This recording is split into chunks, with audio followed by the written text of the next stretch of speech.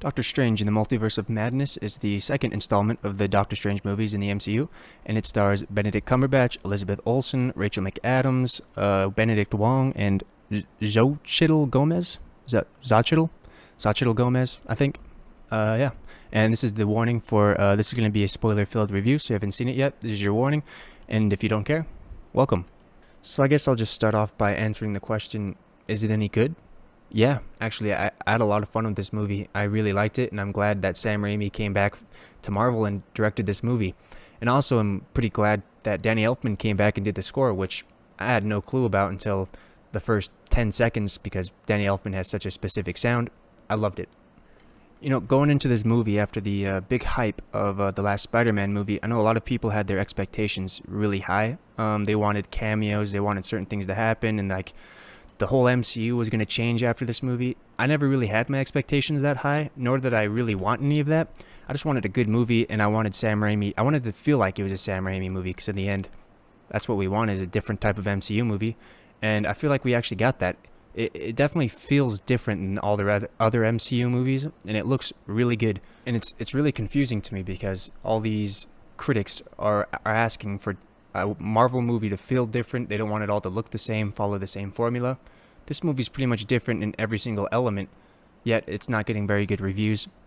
I don't get it. I really like it. I think the fans will really like it, and I think it's just what we need in the MCU right now. And I'm no critic by any means, but I have been watching the Marvel movies ever since they came out back in 2008 when I was 7. I watched the first Iron Man in theaters, and I've been a big fan ever since. I can't agree that they have picked up a formula along the way, and I do like change, and I think this is the perfect one. It still feels like it belongs in the same universe, but it's refreshing, and overall, though, I really liked it. There's a little bit of a tangent, but yeah, now I'll get down in some details. So the movie opens up with an alternate Doctor Strange running with a new character called America Chavez. She has the ability to open up portals to other realities, and it seems that the new Doctor Strange from the other reality is trying to protect her from a monster. The monster, as we find out later, is sent by Wanda, or the Scarlet Witch, because she's trying to take away the abilities of America so she can open up portals herself to find a reality where she has her kids that we see her lose in her show WandaVision. Now, I think it was a pretty smart choice to use Wanda as the villain in this movie because you don't need to do any setups. We already know this character. We already know what she's been through and what her motive is. And also, she could be pretty scary in this movie.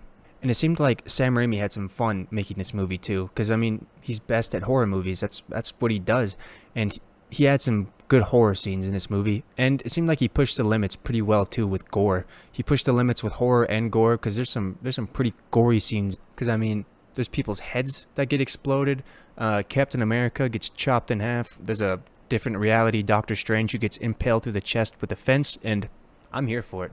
I think that in the future they should give Sam Raimi just all of control and make it rated R, because why not? And going back to the heads exploding, I am glad that they brought back the Inhumans actor Anson Mount, because first of all, his show didn't do very well, but I think Marvel saw the potential, so they're like, we'll give him a call, bring him back, and maybe have the possibility of him joining the actual MCU main universe.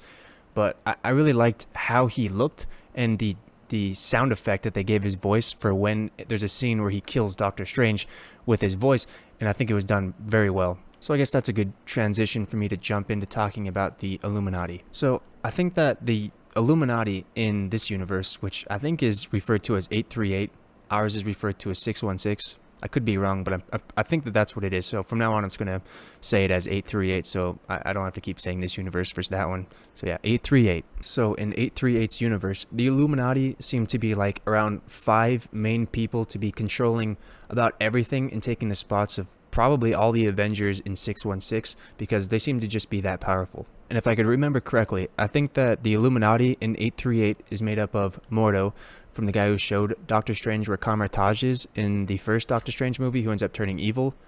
And then I think it's Captain Carter, who we see in What If, who's portrayed by Peggy from the 616 universe. Then I think it's Black Bolt, whose head gets exploded. Then Professor Xavier, who's played by Patrick Stewart again, as from the X-Men movies. And then we have Maria Rambeau playing Captain Marvel, who we saw in the Captain Marvel movie. She's 838's Captain Marvel.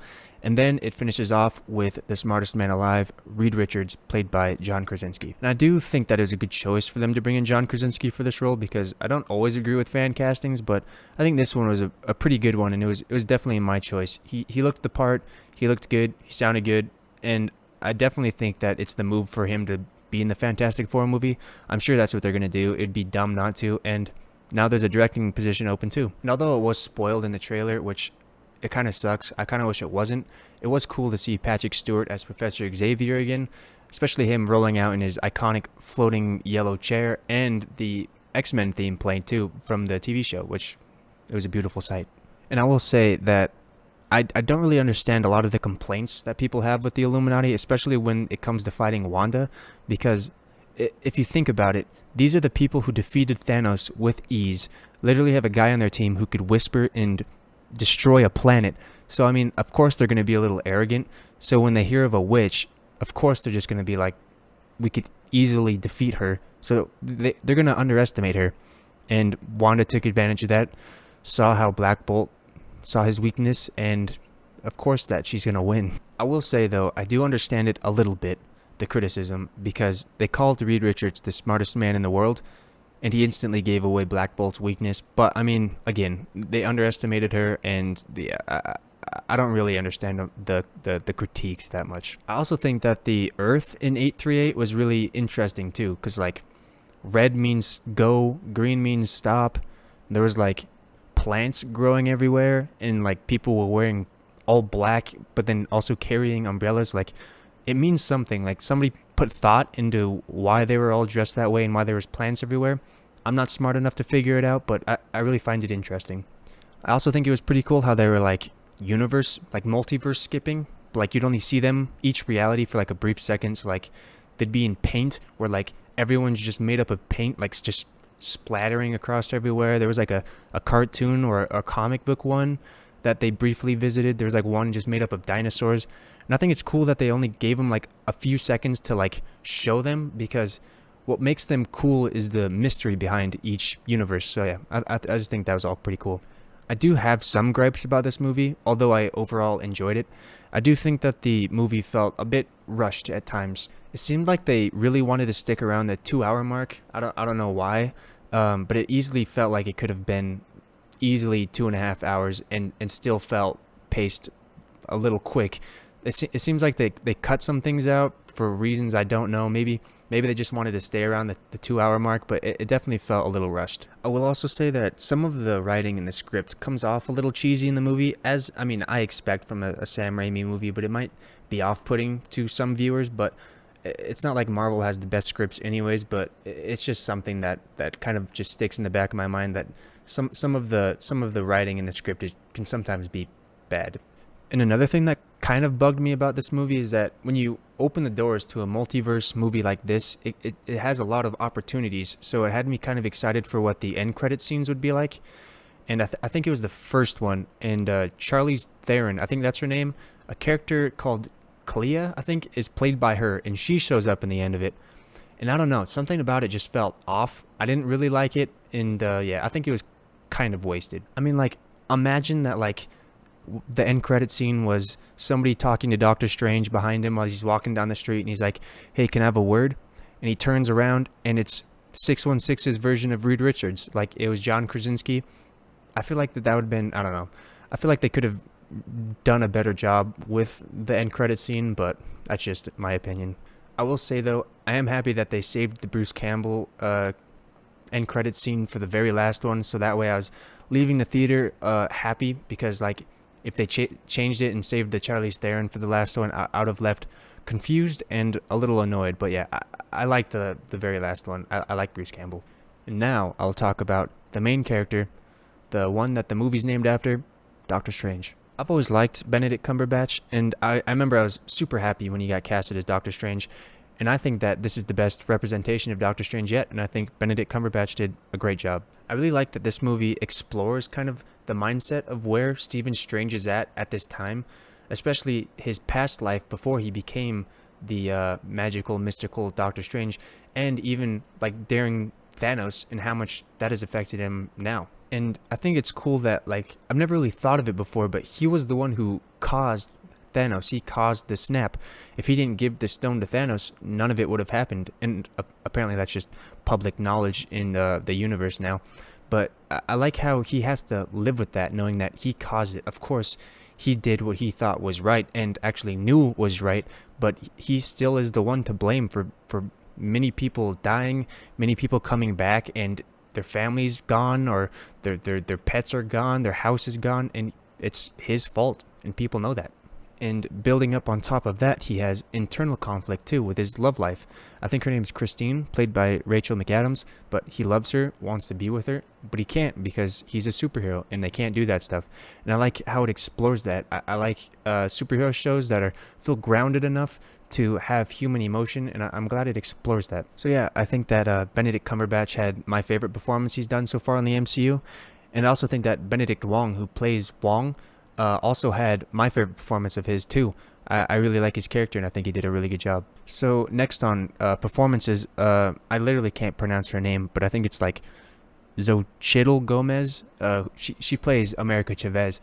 Her character was introduced in this movie.